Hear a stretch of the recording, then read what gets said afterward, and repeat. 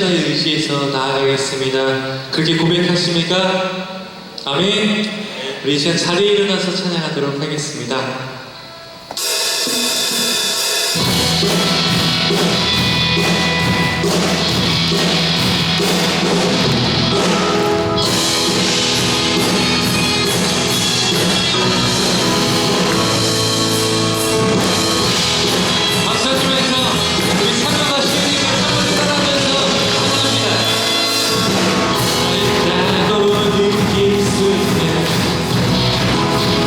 날아갈 것만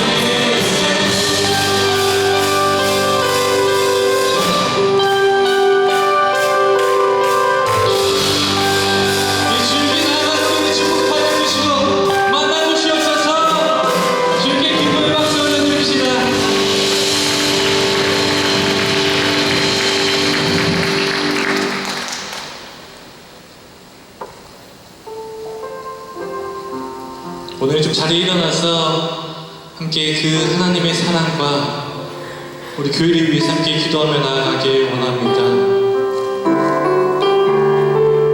아버지 사랑 내가 노래해. 아버지 사랑 내가 노래해. 아버지 은혜 내가 노래해.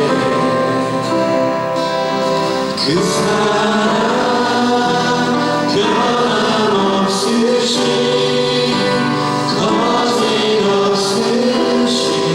성취하신 그 사랑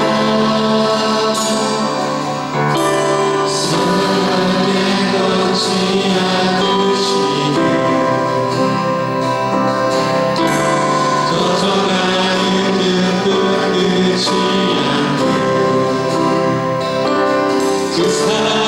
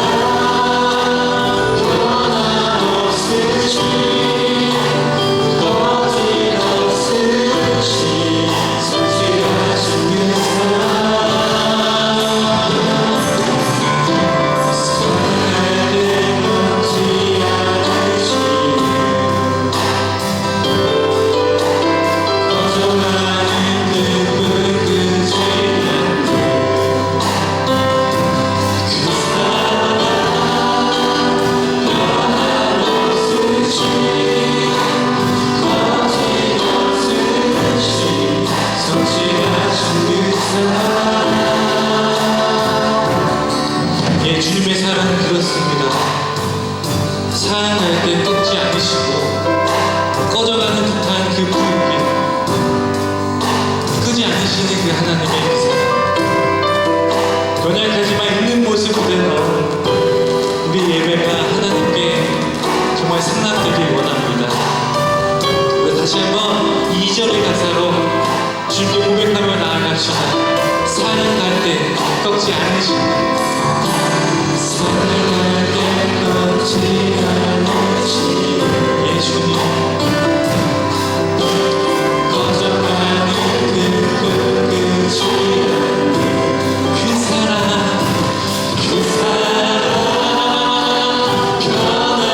변함없으신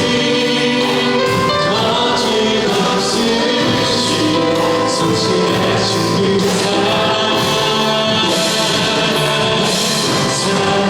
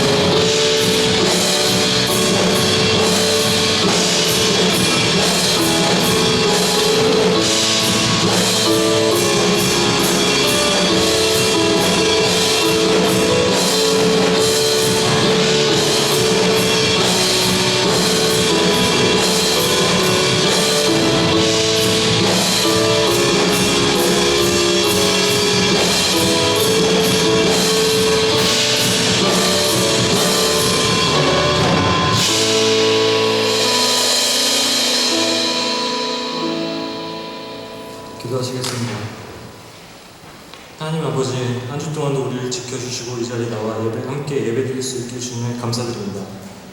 우리가 신령과 진정으로 예배드리고 주님께서도 기뻐 받으시는 예배가 되길 소망합니다.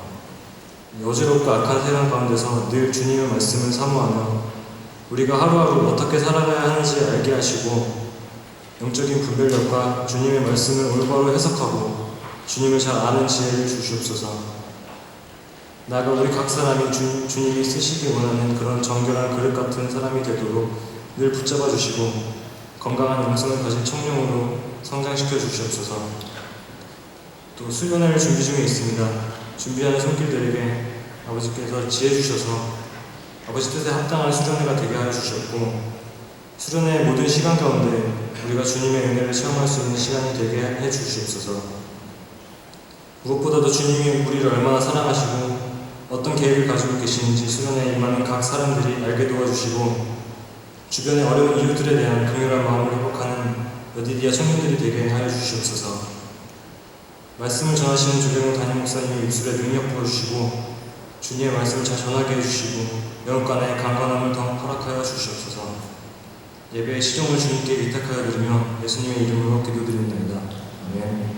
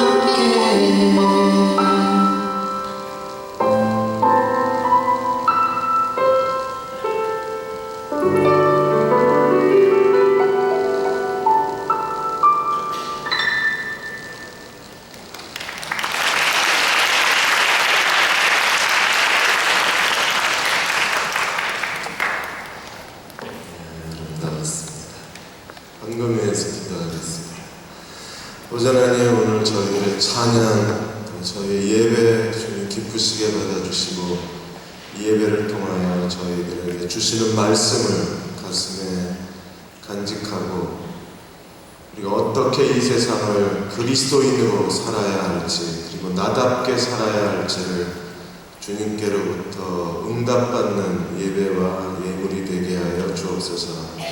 이 예물 위에 하나님 기름 부어 주시기 원합니다. 우리도 하루하루 사는 게 너무 힘들지만 우리보다 더 어렵고 힘들게 사는 사람들이 있고 또 복음을 땅끝까지 증거하기 위해서 온 힘을 다하여 자기의 삶을 바치는 분들이 복음 전도자와 선교사들 또 사역자들이 있습니다.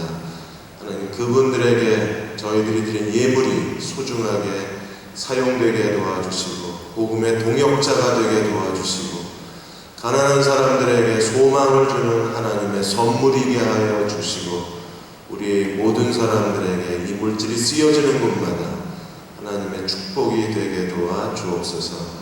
오늘 예배 이후에 방주 모임에도 하나님 함께하여 주셔서 예배의 기쁨이 방주에서 더 배가가 되게 도와주시고 예배의 은혜가 방주에서 더 큰 은혜로 우리의 곁에 돌아오도록 하나님이 축복하여 주옵소서. 예수님의 이름으로 간절히 기도하옵나이다. 아멘. 우리 옆에 계신 분, 뒤에 계신 분 같이 인사하겠습니다. 보고 싶었습니다.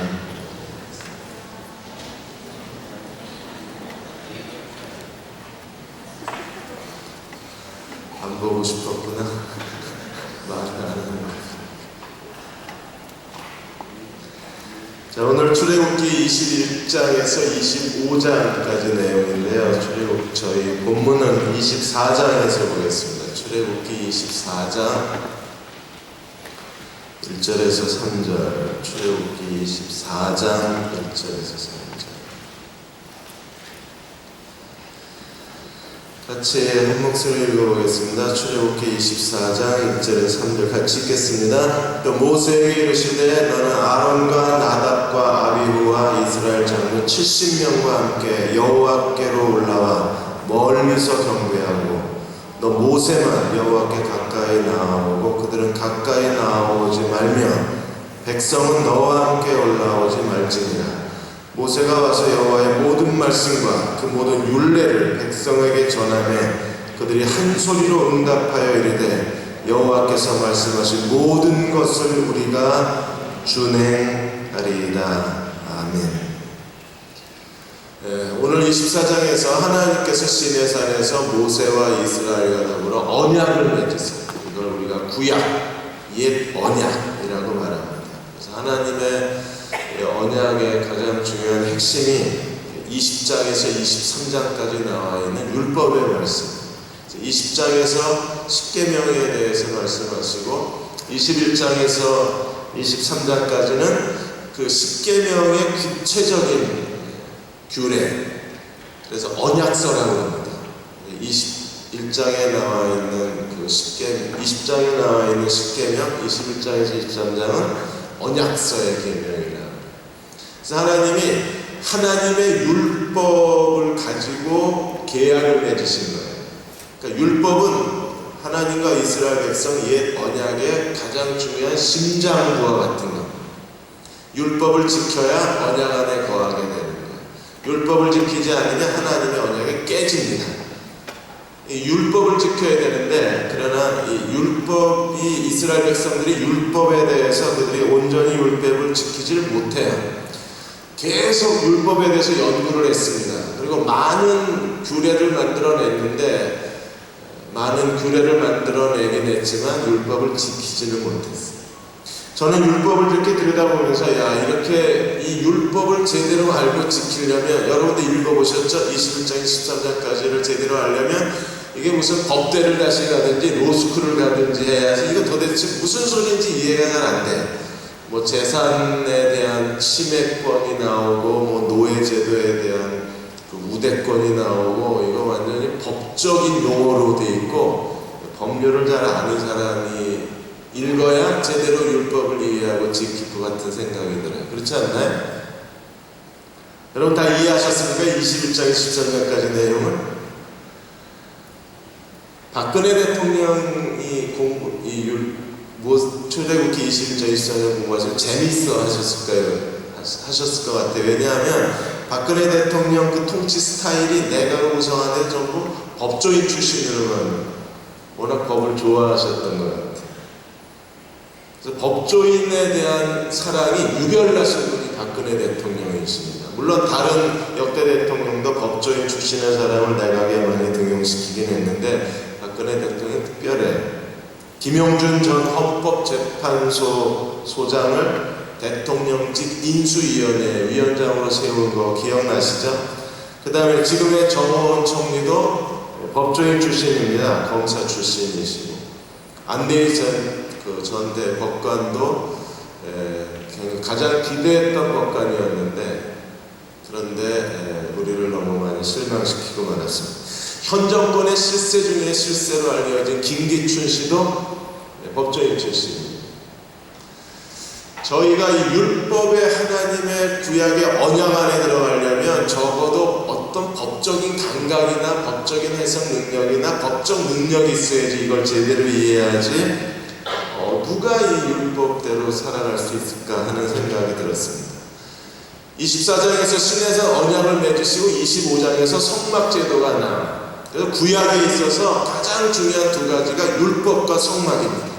율법을 순종하는 사람이 되어야 언약 안에 들어가고 그 하나님의 언약 가운데 살려면 성막의 그 기구들을 통해서 날마다 하나님과 교제하기를 힘쓰는 사람이 돼야 돼요.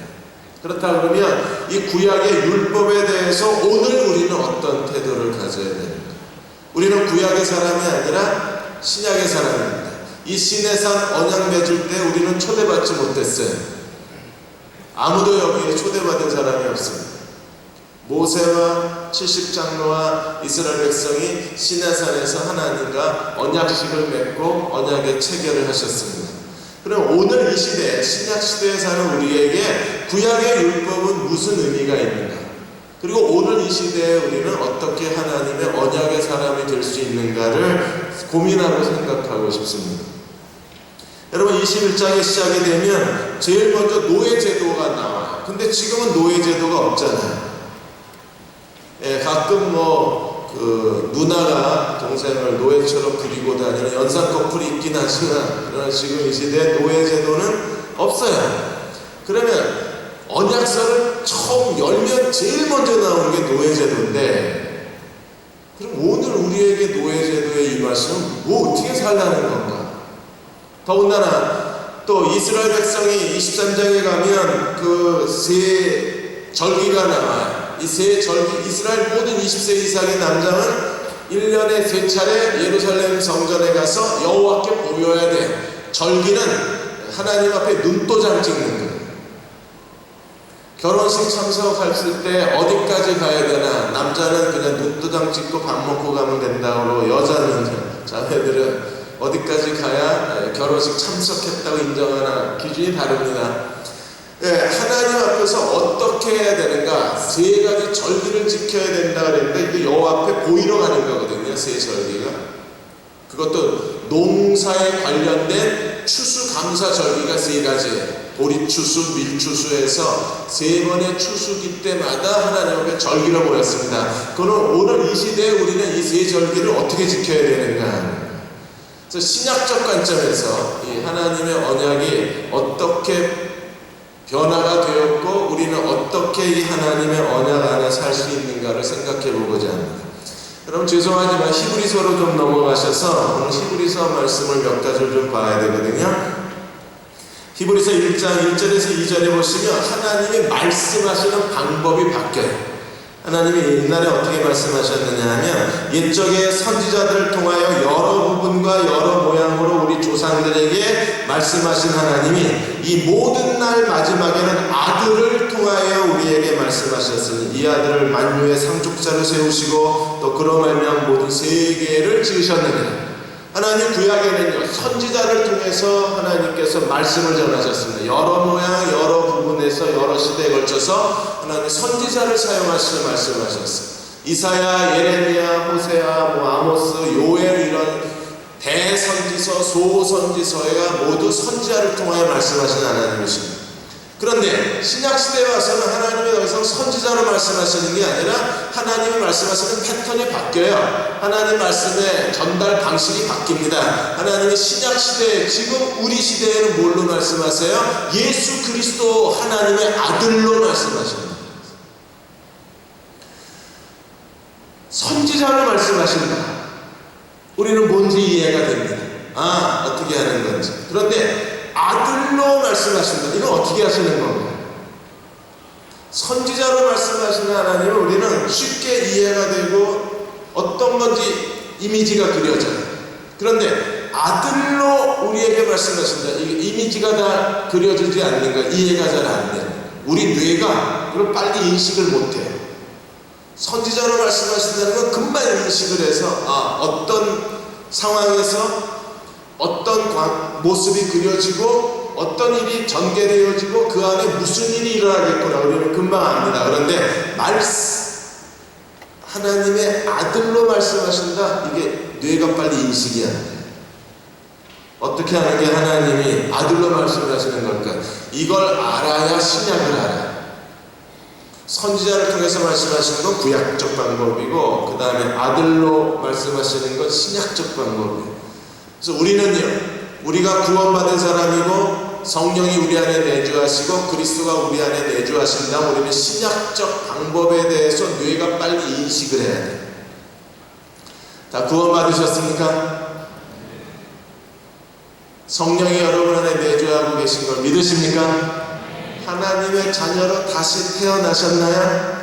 그러면 아들로 말씀하신다는 것에 대한 인식과 이해와 지식이 우리에게 있습니다. 미국의 한 대학에서 재미있는 실험을 했습니다. 버지니아 대학에서 재미있는 실험을 했는데, 동거하는 남녀 학생하고 결혼한 남자 여자 학생하고 동거 커플인지 결혼 커플인지 뇌가 안 돼요. 인간의 뇌가 안 돼요.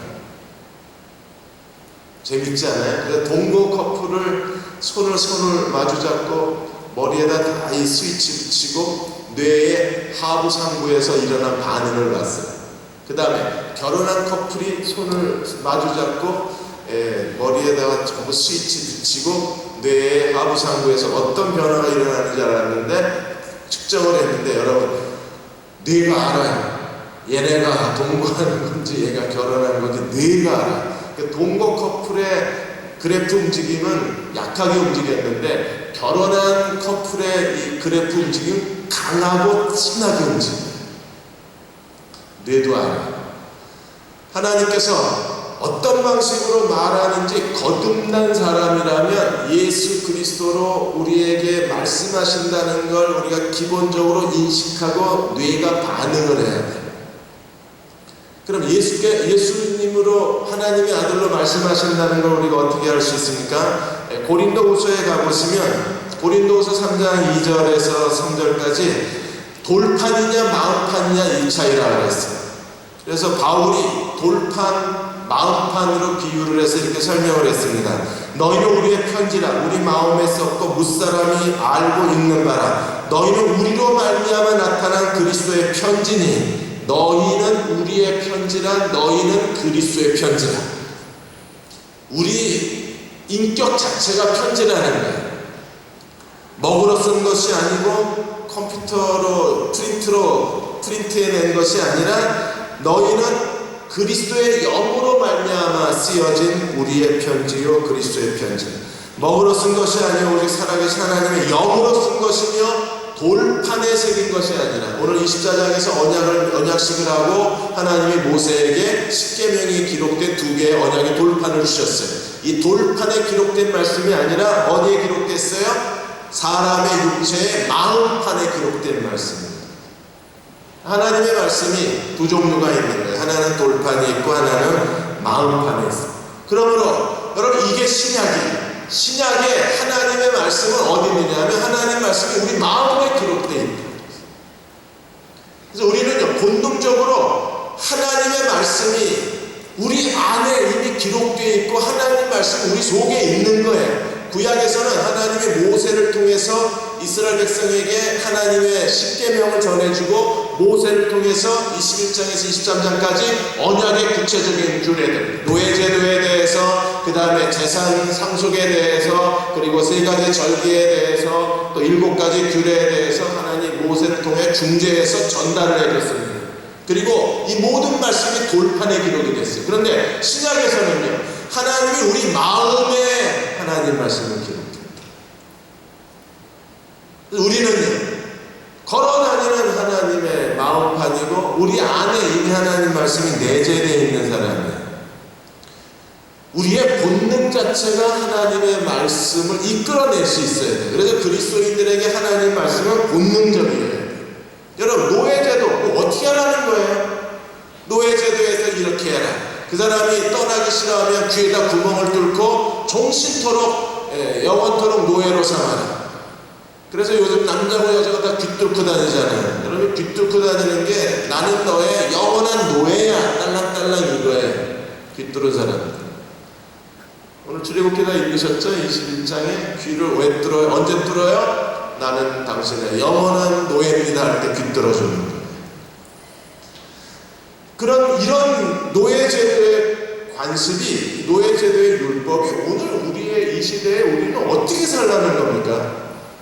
하나님께서 노예제도의 자세한 규례, 재산상의 침해를 받았을 때, 소가 줄었을 때, 잘못해서 남의 소를 죽였을 때, 내 소가 잘못해서 남의 집의 구덩이에 빠졌을 때, 이런 여러 가지 케이스의 자세한 율법의 조항들이 있는데, 도대체 이 시대를 사는 우리들에게, 나는 소를 키운 적도 없고, 소가 지금 어디 가서 구덩이에 빠져 죽을 이유도 없고, 그러면 나는 노예도 없고, 그러면 오늘 이 시대의 율법의 말씀은 우리들에게 뭘 의미하는 건가? 여러분, 노예제도에 대해서 제일 먼저 얘기한 거, 함무라비 법전에서는요, 함무라비 법전 맨 마지막 챕터가 노예입니다. 그런데 하나님의 언약서는요, 첫 번째 챕터가 노예예요. 인간 중심의 규례입니다. 사람을 배려하고 사람을 존중하고 사람에 대한 인격성, 이게 율법의 가장 중요한 정신이에요. 이 하나님의 율법의 조항이 내 마음판에 기록됐다는 것은요, 그 사람으로 하여금 본능 자체가, 그 사람의 내면적 DNA 기질 자체가 하나님의 율법을 실천하는 사람이라는 거예요. 그러면 이 말씀이 마음판에 기록된 사람들은 어떤 사람들입니까? 그의 인격과 행동 자체가 사람에 대한 배려, 사람에 대한 존중심, 사람에 대한 윤리, 사람에 대한 예의, 사람에 대한 인격을 갖춘 사람, 사람에 대해서 상식적으로 행동할 수 있는 사람. 여러분, 사람이 사람 앞에서 상식을 지키고 예의를 지키고 인격을 지킬 수 있다면 가장 호감을 주는 사람, 누구에게나 사랑받고 누구에게나 존경받을 수 있는 사람이 돼요. 오늘 우리 가운데 일어나는 모든 일들이 다 어디서 시작됩니까? 사람이 상식적이지는 않는 거예요. 사람, 인간관계에 기본적 예의를 못 지켜요. 우리가. 너무나 우리는 사람들에 대해서 버릇없고 자기 힘이 내키는 대로 행동하고 자기 감정 내키는 대로 행동하기 때문에 그것 때문에 사람들에게 너무나 많은 상처를 주죠. 지난 금요일에도 말씀을 드렸지만 수요일날 얘기했나? 어느 분이 그럽니다. 목사님, 저는요 화를 잘 내는데 오래가 지나네. 괜찮다는 거지, 자기 딴에는. 화를 잘 내는데 오래가 지났는데. 그래서 제가 그랬습니다. 그 화 때문에 받은 상처는 오래 갑니다. 당신은 짧게 끝나고, 나는 경상도 사람이라 그냥 짧고 굵게 확 하고 끝나지만, 그러나 그것 때문에 상처받은 사람의 마음의 상처는 오래 가는 거예요. 죽을 때까지 갈 수도 있잖아요. 이런 것들이 사람에 대한 기본적 예의 문제인데, 여러분, 성경의 구약에서는 하나님이 이거 하지 마라, 저거 하지 마라, 이렇게 하지 마라, 저렇게 하지 마라 자세하게 율법을 기록해놨지만 신약엔 그럴 필요가 없어요. 왜? 우리는 아예 율법을 통째로 먹어버린 사람입니다. 옛날에 영어 잘한다고 어떤 친구가 콘사이즈 영어 사전을 뜯어서 먹더만 외운 건 찢어 먹었는데 거의 한 3분의 1까지 찢어 먹은 놈 봤어요. 다 외워요, 진짜. 외우고 옆에 친구한테 확인하고 쭉 찢어서 먹어. 키가 잘 크더라고요. 그런 것처럼 우리는 어떤 사람이에요? 하나님의 말씀을 입으로 받아먹은 사람. 이게 신약의 사람이에요.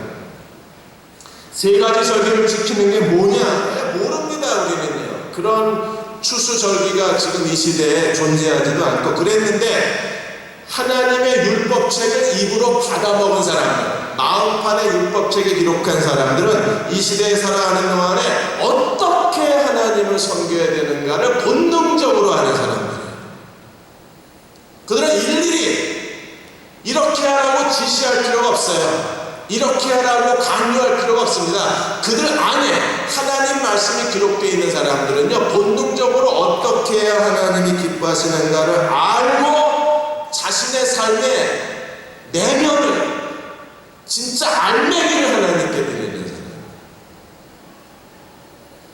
국회 인사청문회 때문에 이제 사람들이요, 껍데기냐 알맹이냐에 너무 민감하게 반응을 하잖아요. 왜냐하면 국회 장관 후보에 나온 사람들이 전부 지식인이요, 이 시대에 무슨 관리자로 그렇게 장관의 후보에 올라갔지만 우리는요, 인사청문회가 진행되면서, 아니 인사청문회 하기 전에 이 언론에서 그 사람들이 얼마나 거짓된 인생인지, 그리고 얼마나 껍데기뿐인 인생인지, 그들의 거짓이 그대로 다 폭로된 거에 대해서 우리는 너무 충격을 받았죠.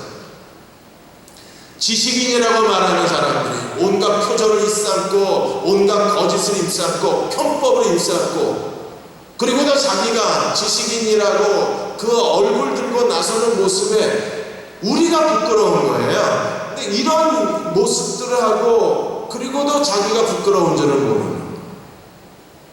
왜 이런 껍데기 인산이 대량 생산이 됐나요? 한국이 지금까지 빨리빨리 문화에서 고도의 압축 성장을 해가는 동안에 빠르게 지금 성장을 추구해 가야 되니까 그 성장을, 고도 압축 성장을 추구하는 시대에서는요, 모든 게 다 대충대충일 수밖에 없는 거예요. 적당히 거짓말도 덮어주고 잘못된 불법도 덮어주고 그리고 잘못된 여러 가지 편법도 다 덮고 가는 겁니다. 왜? 성장이 목표였으니까. 그러니까 빨리빨리의 이 문화 속에서 대충대충의 거짓 사람이 만들어지고, 이제는요, 지금에 와서는 사람들 앞에 이 겉껍데기의 미선적인 모습, 겉껍데기의 거짓의 모습이 다 폭로가 되어버리는 거예요. 이제 사람은 이런 껍데기로 우리가 평가할 수 없는 시대가 되어버린 겁니다. 이제 사람이 진실하게 원하는 게 뭐예요? 내면이 알맹이요, 뭔가 그 안에 들어있는 사람을 원하는 거예요. 신앙생활도 껍데기로 평가하는 시대 지났습니다. 이제 우리는요, 뭔가 그 사람의 영성과 신앙의 인격과 내면, 알맹이를 찾는 거예요. 그 알맹이는 어디서 나와야 됩니까? 우리가 얼마나 더 훈련을 받고 얼마나 더 성경을 공부하고 얼마나 더 많이 기도하고 얼마나 지자 훈련을 더 받아야 지자로 살아요?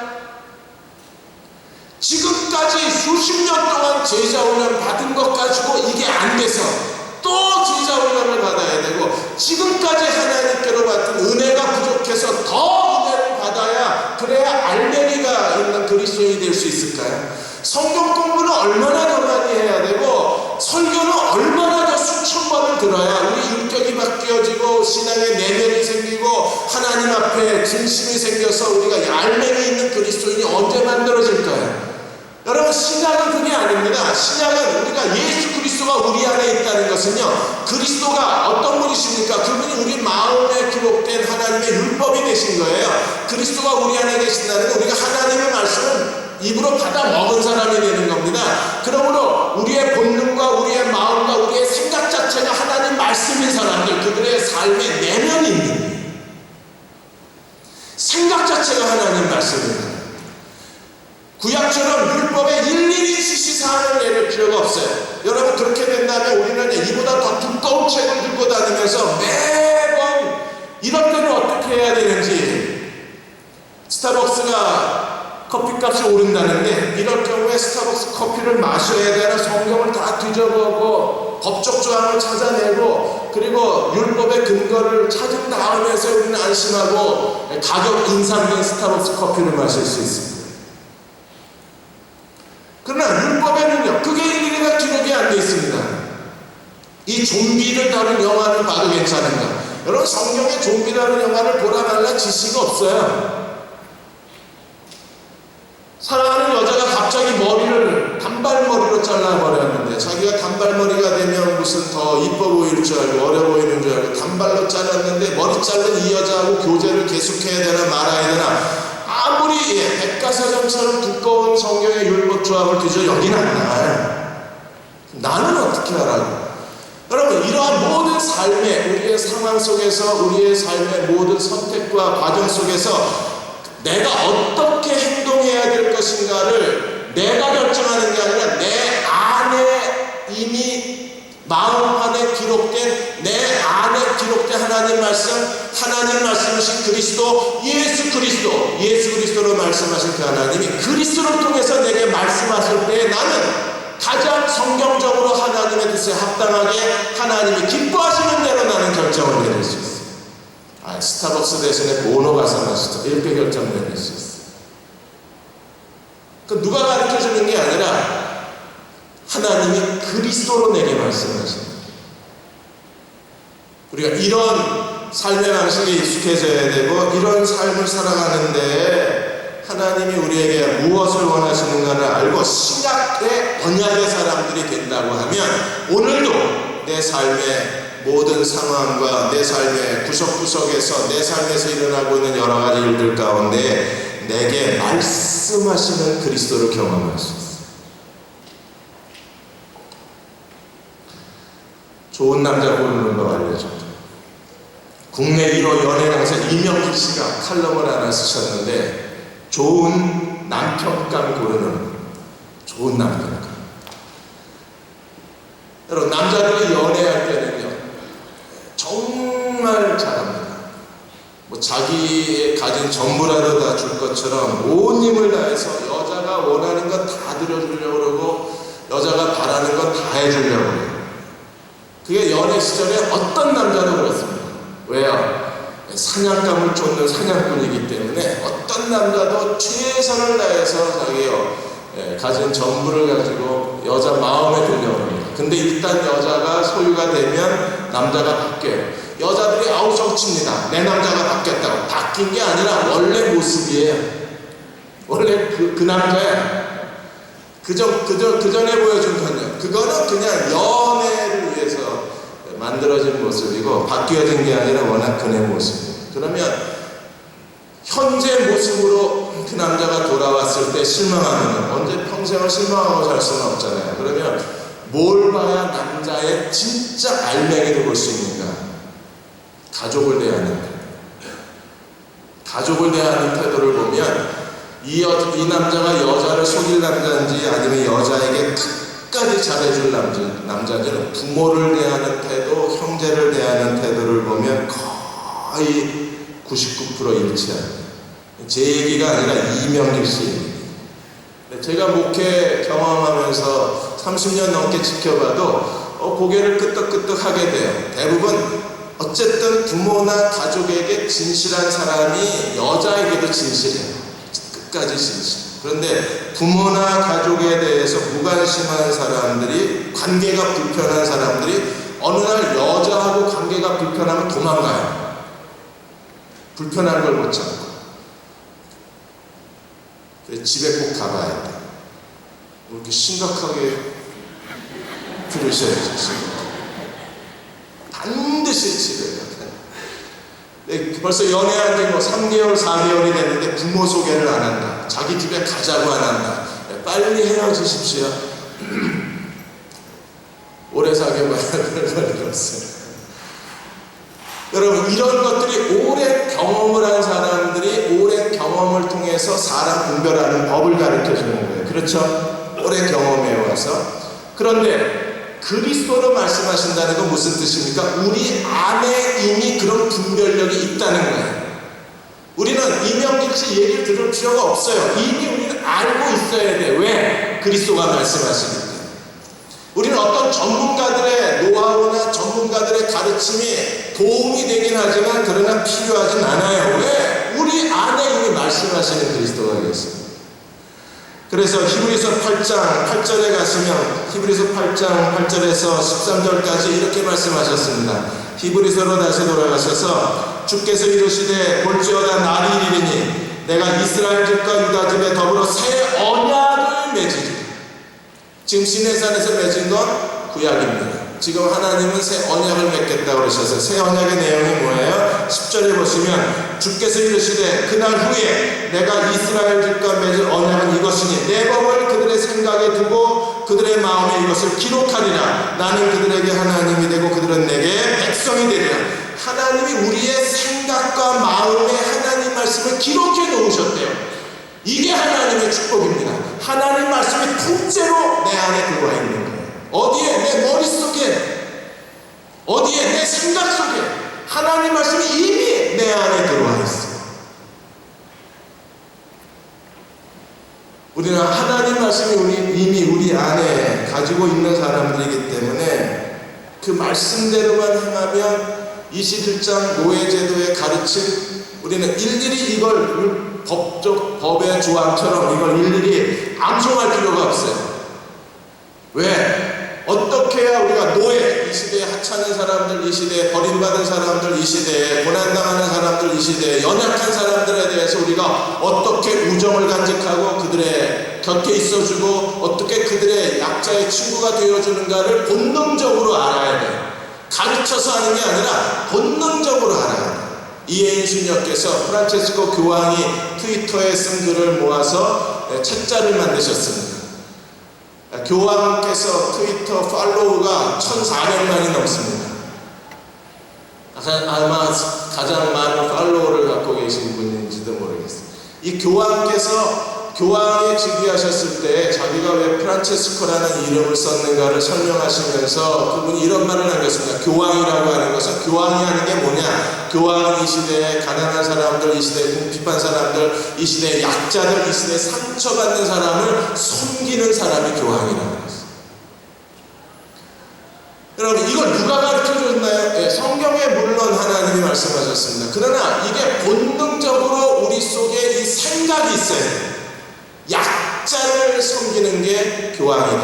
약자의 친구가 이 시대에 섬기는 자의 정신이다. 이게 머릿속에 본능적으로 머리에 기록이 되어 있는 사람들은 사는 게 달라요. 션과 정혜영 부부, 오늘 설교에도 얘기했는데 션과 정혜영 부부는요, 머릿속에 이 하나님의 율법이 머릿속에 기록된 사람들이에요. 그 생각에 하나님의 법이 있는 사람들입니다. 그러니까 그 사람들이 아들, 딸, 네 사남매를 두고 행복하게 살면서 그 사람들이 입양한 아이들이 800명입니다. 이 800명의 아이들은요, 필리핀에도 있고, 그 다음에 IT에도 있고, 아프리카에도 있고, 저 동남아 산족 속에서도 있고, 이 아이들은요, 이 아이들의 후원자가 되는 거예요. 보통 우리가 이 아이들 후원하는데 3만원에서 35,000원 이렇게 후원하잖아요. 그러면 800명이면 한 달에 2,400만 원을 후원하는 거예요. 여러분, 그걸 누가 강요한다고 하겠습니까? 사람들이 박수 쳐준다고 하겠습니까? 그걸 사람들이 인정받겠다고 그 일을 하겠습니까? 아니요. 그들 안에, 션과 정혜영 부부 안에 이런 거룩한 열정이 있는 거예요. 본능이 있는 겁니다. 그렇게 살지 않으면 견딜 수 없는 생각이 있는 거예요. 이미 사고 자체가, 생각 자체가 하나님 말씀이 되어버린 사람들, 그들은 이 시대에서 가장 호감 있는 사람으로, 누구에게나 매력적인 사람으로, 사람들에게 칭찬받고 하나님께로 칭찬받는 그런 그리스도인의 거룩한 삶을 살아갈 수밖에 없는 거예요. 저는 이런 주님의 제자로 가르쳐서 몇 마디 가르쳐서 규를 정해놓고 룰을 정해놓으면 억지로 룰을 지키는 사람이 아니라 자발적으로 어떻게 살아야 되는지를 알고 내 안에 계신 성령과 더불어 내 안에 계신 그리스도와 더불어 하나님 말씀이 무엇을 원하는가를 알고 자기의 삶을 거룩한 제물로 바칠 수 있는 사람들, 그들 안에 진정한 신앙의 알맹이가 있고 삶의 역동성이 있고 우리가 보고 싶은 삶의 호감도가 있고 그리고 그들 안에 성령의 열매가 있고 그들이 진정으로 주님께 헌신할 수 있는 사람이 안에서부터 이게 쏟아져 나와요. 일반 지식은 어떻게 합니까? 일반 지식은 밖에서 안으로 들어오는 거예요. 그런데 영적 지식은요, 안에서 밖으로 나오는 거예요. 이미 안에 그리스도가 계신 사람들, 성령은 진리의 영이시기 때문에 우리 안에 진리가 있어요. 우리가 설교를 듣고 성경 공부를 하고 방주에서 나눔을 하면서 다른 사람에게 영적인 지식을 듣고 하나님 말씀을 나눔을 듣고 설교를 들으면 어떤 일이 벌어집니까? 내 안에 있는 하나님의 진리가 비로소 지식이 되어서 내 밖으로 나오는 거예요. 아니, 진리가 어떤 추상적인 어떤 필링이 그제서야 비로소 나의 지식이 되고 나의 인식이 되고 내 삶을 이끌어갈 수 있는 하나님의 말씀화되는 과정일 수도 있어요. 세상 지식은요, 배우는 것만큼 밖에서 안으로 들어옵니다. 영적 지식은요, 우리가 하나님 말씀을 깨달은 것만큼, 우리가 하나님 앞에 영적으로 생각하는 것만큼, 다른 사람과 더불어 하나님 말씀을 나누는 것만큼 안에서 밖으로 흘러 넘쳐요. 이게 신약의 하나님의 말씀의 사람들의 삶의 태도입니다.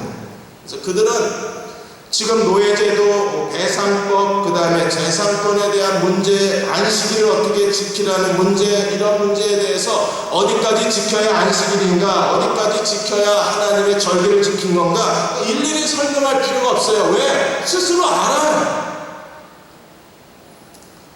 여러분 안에 이러한 신약의 은혜가 넘치시기를 주의 이름으로 축원합니다. 그래야 그가 결정하고 선택하는 것 자체가 이미 하나님 말씀이 되어버린 사람입니다. 그렇게 되면 어떤 사람이 돼요? 예수님이 어떤 분이셨습니까? 말씀이 육신이 되신 분이셨어요. 그러면 오늘 그 그리스도를 따라가는 사람, 우리는 어떤 사람이 됩니까? 이 시대에서 우리도 말씀이 육신이 된 사람이 되는 거예요. 이게 그리스도의 제자예요. 그의 생각, 그의 열정, 그의 소망, 그의 기대, 그 모든 게 하나님 말씀에서 나오고 하나님 말씀으로 진행되고 하나님 말씀인 사람들. 너무나 멋지지 않나요? 그들이 이 시대의 율법의 아들들이 되고 그들이 이 시대의 하나님의 사람들이 될 수 있는. 오늘 여러분들이 예배를 통하여 하나님 말씀이 지금 이 설교를 들을 때 그거였어 라고 깨달은 사람들은 이미 여러분 속에 그 지식이 있는 거였었어요. 그런데 지금 예배와 설교가 여러분에 있는 지식을 밖으로 꺼내주는 겁니다. 그러면 그것이 내 삶을 지탱해주는 진리한 축이 되고 진리한 가르침이 되는 거예요. 이미 안에 있던 것들을 우리가 깨닫게 해주는 거예요. 그리고 성경 공부와 방주 나눔을 통해서 여러분들이 하나씩 그런 삶의 하나님의 진리를 체험하게 되고 진리를 알아가는 지식의 희열을 느끼게 되고 하나님의 진리를 더 많이 알아갈수록 나는 자유를 얻고 진리가 너희를 자유케 하려는 진정한 자유를 경험하게 되고 그 하나님의 진리로 말미암아 우리는 요한복음 17장 주님이 기도하신 것처럼 날마다 더 거룩해져 가는 걸 경험할 수 있어요. 지금 제 말이 이해는 되시옵니까? 그래서 구약적인 관점에서의 이 율법이 오늘 신약의 관점에서는 내게 도대체 뭘 의미하는가를 우리가 알아야 돼요. 여러분 21장에서 23장까지의 그 다양한 사람들의 이웃에 대한 것, 노예에 대한 것, 자기 자신에 대한 것, 여자에 대한 문제들, 그리고 우리 중에 고통당하는 사람들에 대한 문제들, 이런 가르침을 우리가 한데 모으고 또 모아서 그래서 우리가 그걸 먹으면 이 말씀을 언약서를 먹으면 그러면 우리 안에 어떤 본능이 생길까? 말씀이 우리 안에 들어와서 영적 본능을 일으키게 되면 이런 언약서에 나와 있는 모든 내용들을 다 합쳐 놓으면 그 사람은 한 가지 결론을 얻게 되는데 그 결론 중에 한 가지가 뭐냐면 우리가 신앙생활 하는 데 있어서 좋은 친구가 없는 외로움처럼 하나님을 섬기는 데 있어서 부담스러운 건 없다는 걸 깨닫게 돼요. 사람이 있어야 되는 거예요. 이건 누가 가르쳐주는 거예요? 영적 본능이 가르쳐줘요.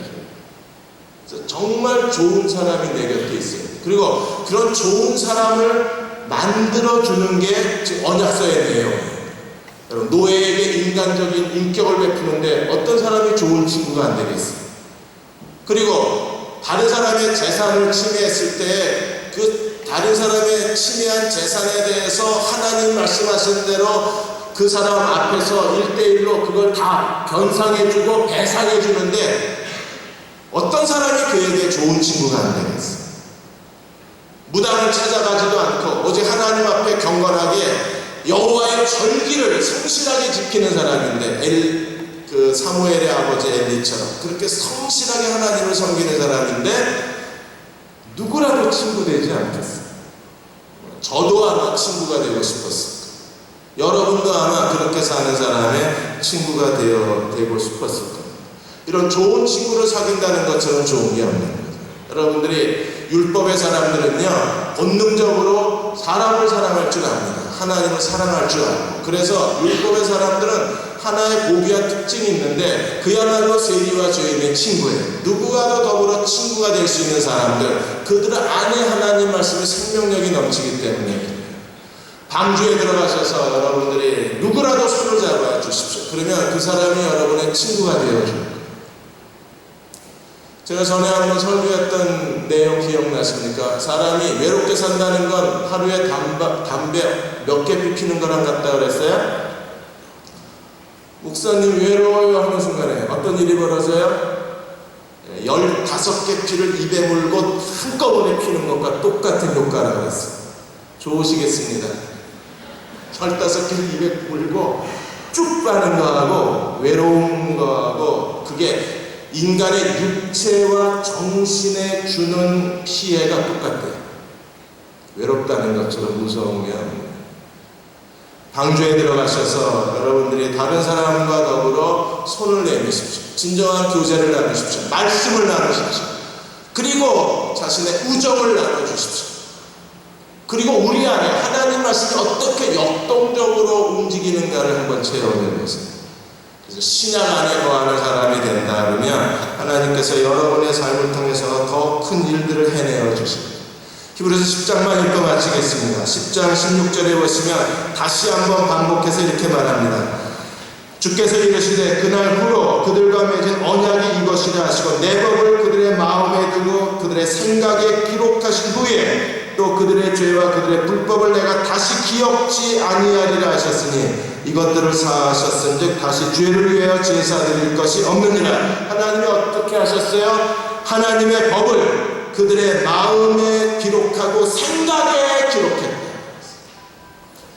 하나님께서 오늘 이 시간에 우리 모두의 마음에 저를 포함해서 저도 이게 업그레이드 해야 돼요. 저를 포함해서 윈도우 XP에서 7으로 바꿔야 되나요? 8으로 갈까요? 우리 윈도우 8으로 업그레이드 합시다. 하나님이 우리의 마음과 생각에 하나님의 법을 기록해 준 사람으로 살아야 돼요. 그 사람에게 제자 훈련이 제자를 만들어내요. 그게 없는 사람은 아무리 제자 훈련 받아야 제자리 걸음입니다. 그 사람이 성경 공부가 효과가 있어요. 이 사람은요, 성경 공부만 하면 갑자기 삶이 확 달라진다. 왜? 그 안에 이미 하나님이 그 마음과 생각에 하나님 말씀을 기록해 놓으십니다. 그런데 마음에 하나님의 말씀과 생각이 기록되어 있지 못한 사람은요, 성경 공부 고급반 뛰었는데도 여전히 삶은 초보반입니다. 유아적 상태를 못 벗어나요. 여전히 기저귀 차고 다니고 여전히 젖병 물고 다니십니다. 그런데 그 생각과 마음에 여호와의 법이 기록된 사람들은요, 어떤 경건서적 하나만 읽어도 삶이 급작스러운 변화가 일어나요.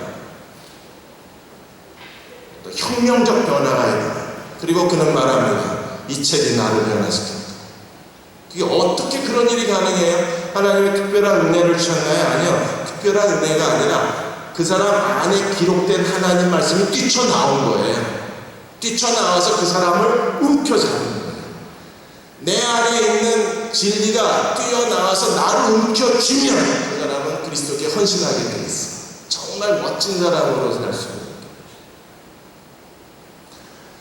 우리 여디디 안에 이런 일이 일어나시기를 주의 이름으로 축원합니다. 지금은 성막 번제단도 없고 물두멍도 없어요.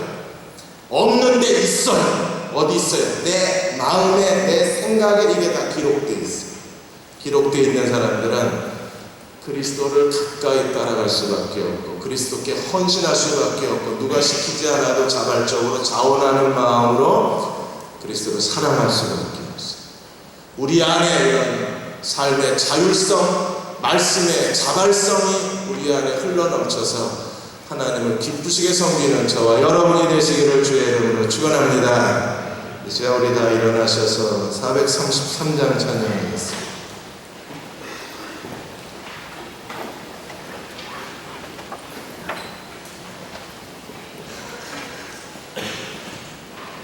귀하신 주여 나를 붙드사 주께로 날마다 다가가 귀하신 주여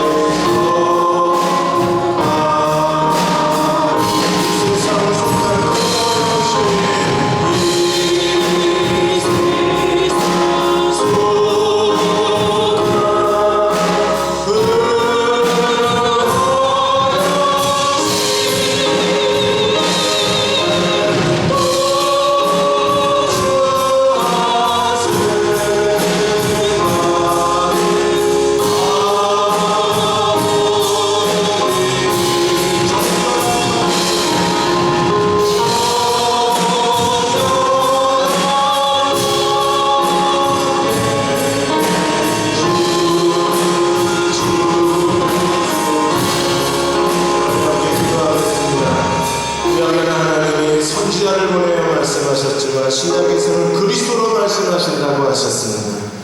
내 안에 주님이 계십니다. 내 안에 진리의 영이신 성령이 내주하고 계십니다.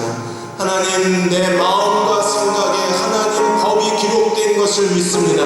신약 안에 거하게 하여 주옵소서. 내 마음과 생각에 하나님의 법을 더 구체적으로 기록하여 주셔서 하나님, 말씀이 육신이 되셨던 주님처럼 우리의 행동하는 모든 행동과 생각과 우리의 모든 결정이 하나님 말씀이 되게 하여 주옵소서. 말씀대로 순종하는 삶이 되게 하여 주옵소서. 우리 일리루가 합심해서 기도하겠습니다. 시간도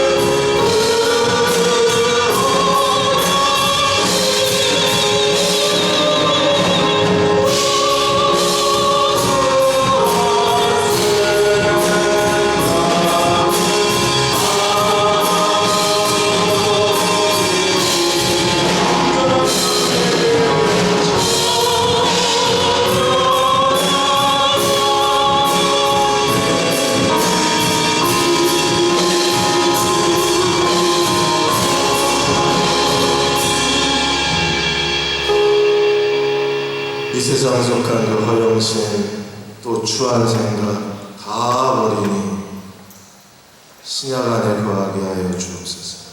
우리의 생각과 우리의 마음에 하나님의 법을 기록해 주셔서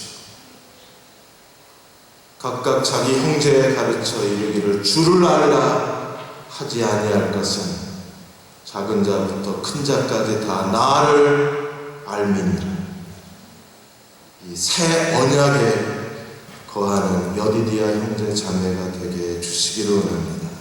말씀이 이끌어가는 사람들, 말씀의 지배 가운데 살아가는 사람들, 진정한 인간미를 보여주는 사람들, 하나님을 사랑할 줄 알고 사람을 사랑할 줄 아는 사람들, 이 세상 속한 허영심을 버리고 오직 그리스도를 따르고 그리스도께 헌신할 줄 아는 그리스도의 제자들, 우리가 그렇게 살겠습니다.